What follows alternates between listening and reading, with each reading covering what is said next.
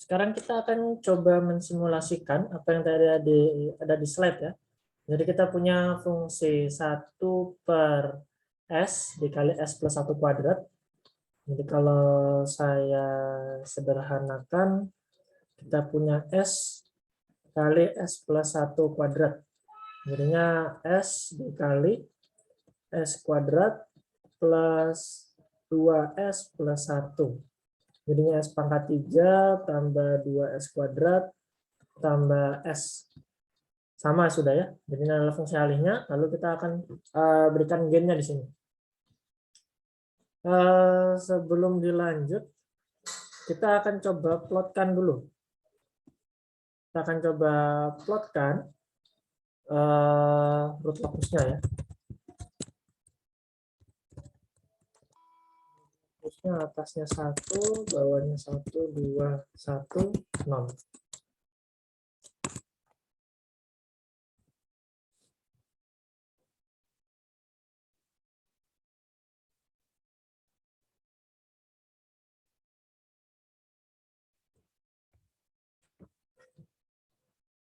Oke, jadi ini untuk root locusnya.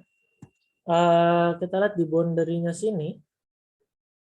Itu adalah ketika K-nya 1,98. Jadi ini ada di minus 0,00232 ya. Kalau saya geser sedikit, itu gainnya sudah di 2,33. Jadi kita bisa setuju kalau di batasnya di 2 ya. Lewat dari 2 dia langsung tidak stabil seperti ini. Dia sudah punya pol di 0,0312, di mana ini adalah pi-nya positif, sehingga ini ada di right half plane. Seperti itu. Ini juga kelihatan omeganya ada di 1 gitu ya, di 1 radian per second, overshootnya 99,3 dan dampingnya 0,00233. Jadi dampingnya cukup kecil sehingga kita bisa expect dia ini overshootnya terlalu tinggi gitu ya. Ini root locusnya. Sekarang kita coba plot bodenya. Bode plotnya kita lihat. Oke, nah ini adalah bode plotnya. Ketika magnitudenya 1, harusnya di sini ya. Magnitudenya minus 11, minus 8, minus 6, minus 3. Nah, ini minus 1. Oh, minus 1, kita minus 1 ya. Magnitudenya di 1, kira-kira di sini. Itu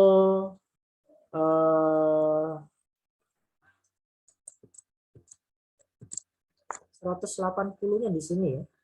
Ketika omeganya 1. Ini juga harusnya di minus 1 tadi ya. Di magnitudenya minus 1.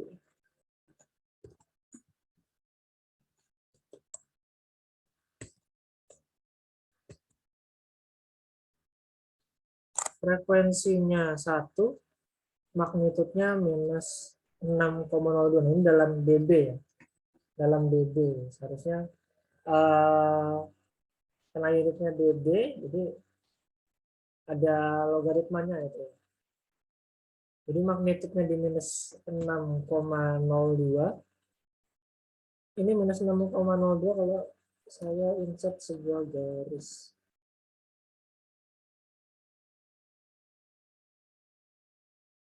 Nah, ini di sini. Nah, ini jadi 1 yang di sini itu maksudnya adalah minus 6,02 dB gitu ya. Ini magnitudenya 1.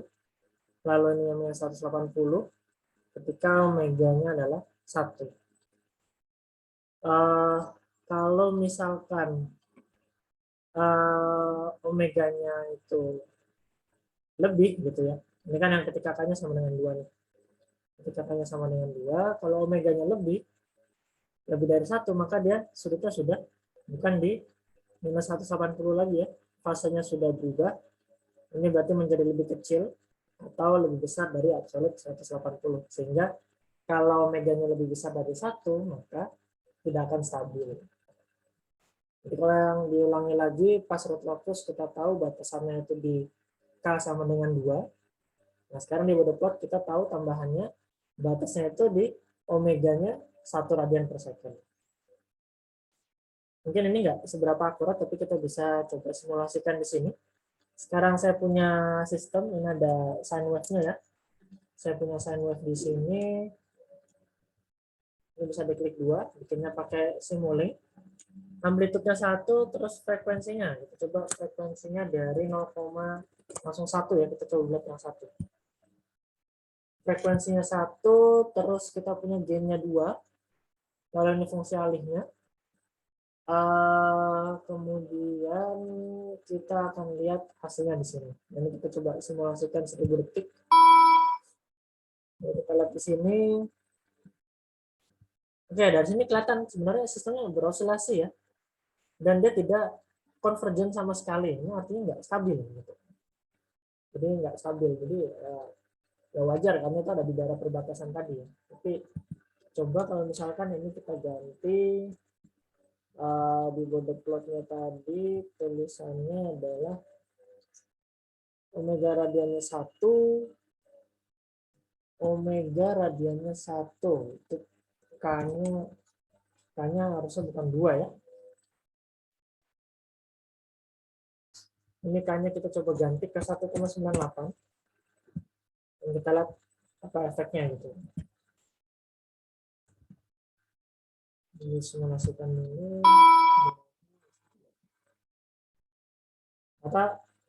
Ternyata dia apa ini kelihatannya? Dia divergent di awal gitu membesar, tapi sebenarnya setelah sampai di sini dia stabil nilainya, cuma kan berosilasi karena ini inputnya sinusoidal seperti itu. Jadi kalau apa namanya berdasarkan Albert Lopez tadi, Albert Lopez sudah dihapus ya, itu kita lihat dia di 1,98 gitu. Sekarang kalau misalkan karena yang tadi sudah kelihatannya lebih stabil gitu ya, kalau kita buat frekuensinya lebih besar gitu ya, 1,1 coba.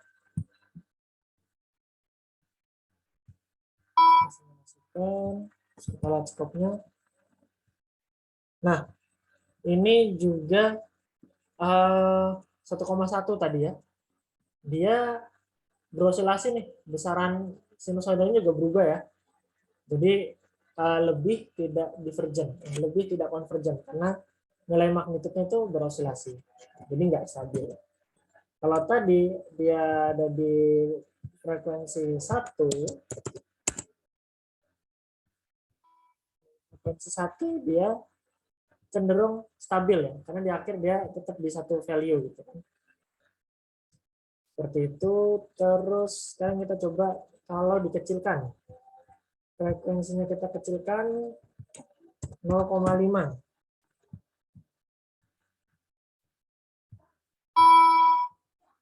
Nah, ini lebih kelihatan lagi. Kalau dia awalnya naik, turun, terus akhirnya dia stable di sini dengan magnitude yang cenderung lebih rata. Kalau yang tadi pas 1,1 itu kan berosilasi magnitudenya. Terus kalau misalkan yang pas tepat 1, dia responnya adalah membesar, terus dia tetap besar seperti itu. Artinya stabil ya, karena dia mengacu ke satu nilai. Jadi itu gunanya Bode plot. Kita selain tahu stabilitasnya, tentunya dengan memasukkan K ya, itu kita bisa tahu efek dari omega atau frekuensi dari sebuah input sinusoidal ke sistem kendali kita. Itu kita bisa pelajari.